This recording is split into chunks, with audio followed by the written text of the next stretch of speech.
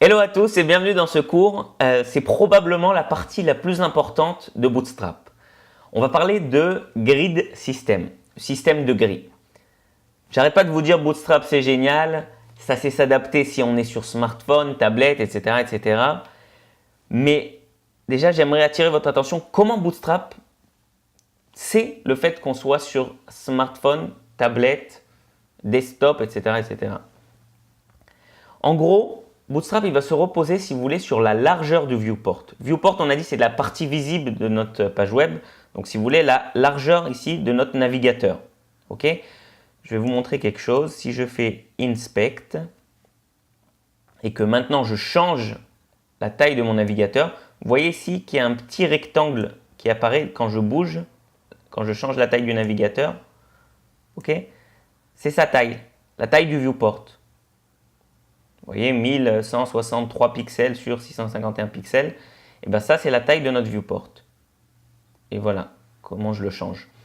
Donc, Bootstrap, si vous voulez, il va faire différentes catégories de largeur de viewport. Et en fonction de ça, il saura dire si, voilà, je suis sur un smartphone, je suis sur une tablette, etc., etc. Donc, on va parler de ces différentes catégories. Je vais écrire un nouveau fichier. Voilà, c'est juste pour écrire, hein, c'est juste un fichier pour écrire, ce n'est pas du code. Les différentes catégories, c'est comme les t-shirts. Donc la première, c'est du XS. Okay. XS, c'est toutes les largeurs de viewport qui sont inférieures à 768 pixels. XS, c'est très petit, okay, extra small. Donc voilà. Ensuite, il y a une autre largeur, c'est la largeur small. Donc cette fois-ci, c'est pas comme les t-shirts, c'est pas S, c'est SM. Et c'est toutes les largeurs qui sont supérieures ou égales à 768 pixels. Ok. Ensuite, medium. Donc encore une fois, c'est pas juste M, c'est MD.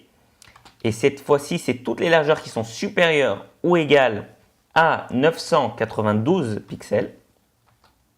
Ok. Et ensuite, il y a le large LG.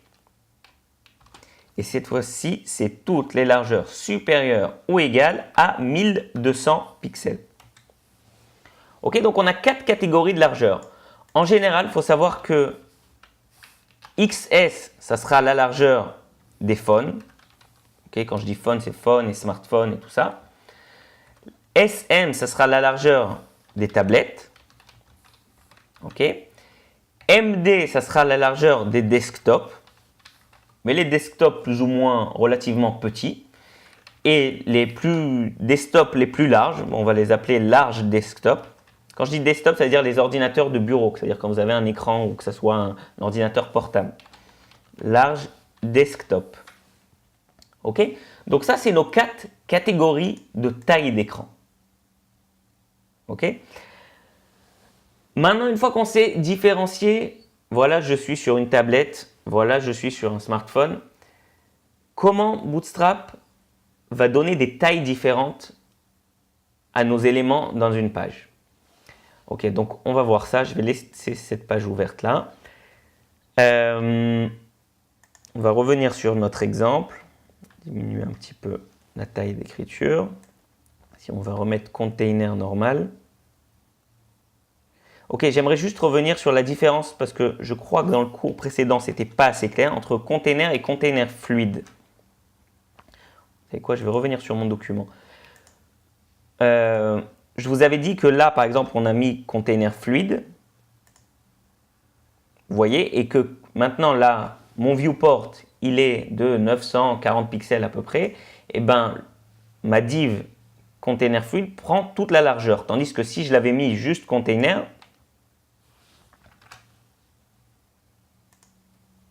elle prend qu'une partie.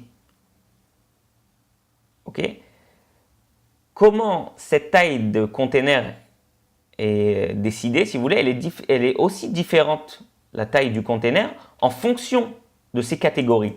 C'est-à-dire que ici, quand on sera dans du XS, la taille de mon container, elle sera de... en fait, ici, elle prendra toute la largeur.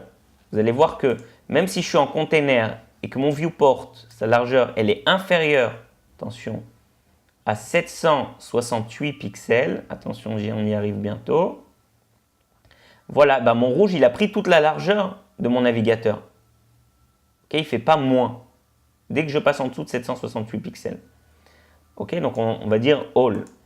Maintenant, quand je suis sur tablette, c'est-à-dire quand ma résolution, ma taille d'écran est supérieure à 768 pixels, et ben mon container, lui, quand je parle pour les containers pas fluides, hein, c'est-à-dire les containers à largeur fixe, et ben il sera de 750 pixels, un petit peu moins que la largeur du viewport. Okay. Pour le container de taille médium, il sera de 970 pixels. Et pour celui du large, il sera de 1170 pixels. Ok? D'ailleurs, vous allez voir, maintenant, je vais passer les 768. Je vais être dans les résolutions, c'est-à-dire dans la catégorie SM, Small, parce que je suis supérieur à 768, mais quand même, je suis inférieur à 992. Vous voyez? Eh bien, je vais vous mettre Inspect.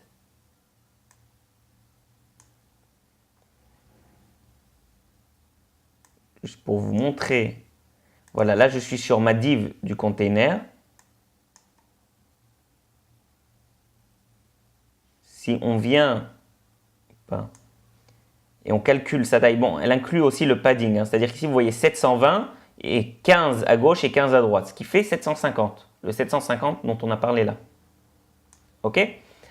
Et si maintenant, je continue à augmenter et que je passe dans la catégorie MD, c'est-à-dire que je serai supérieur. Vous voyez, là, peu importe que j'élargis la taille de mon navigateur, je reste toujours sur 720, 15 et 15, ici, pour ma div rouge, là, mon container. Okay. Par contre, si je vais passer les 992, attention, vous allez voir un petit saut dans la div rouge. Voilà, ça a sauté. Et maintenant, je suis à 940 plus 15, soit le 970 qui est écrit ici. Et vous voyez bien que, encore une fois, ça reste fixe, peu importe si je bouge la taille de mon navigateur. Ok? Et la même chose, quand je vais dépasser les 1200 pixels, que vous voyez ici, hein, attention, vous allez voir encore un saut dans la div rouge. Pouf. Voilà. Et maintenant, encore une fois, on va faire Inspect.